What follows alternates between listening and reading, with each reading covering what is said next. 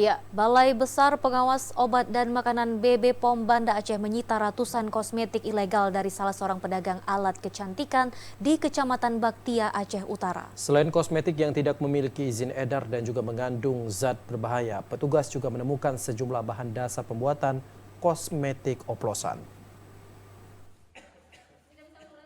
Ratusan kosmetik ilegal yang diduga mengandung zat kimia berbahaya ini disita Balai Besar Pengawas Obat dan Makanan (BBPOM) di Banda Aceh dari salah seorang pedagang alat kecantikan berinisial AJ di Kecamatan Baktia, Kabupaten Aceh Utara, Rabu kemarin. Selain kosmetik yang tidak memiliki izin edar, petugas juga menemukan sejumlah bahan dasar dan kosmetik oplosan yang disimpan di rumah orang tua AJ di kawasan Aceh Timur. Kosmetik yang disita mulai dari krim siang, krim malam, hingga toner yang memiliki nilai ekonomi mencapai 300 juta rupiah ini dinilai berbahaya jika digunakan karena mengandung merkuri yang terlampau tinggi.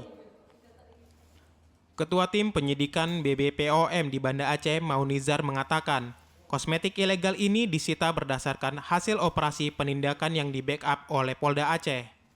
Sebelumnya, pihak BBPOM di Banda Aceh juga gencar melakukan pengawasan produk yang beredar, salah satunya melalui media sosial. Dari hasil pantauan, pelaku AJ aktif melakukan promosi kosmetik ilegal melalui sejumlah platform media sosial. Terkait upaya tindak lanjut, AJ akan diproses sesuai hukum yang berlaku. Terlebih, pelaku juga pernah dibina oleh BBPOM di Banda Aceh pada tahun 2021 lalu.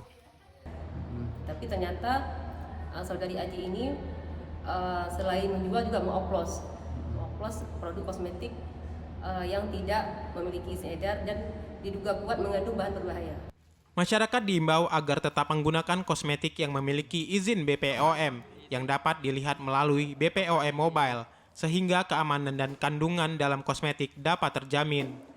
Dari Aceh Utara, Fajar Sidik, TVRI Aceh melaporkan.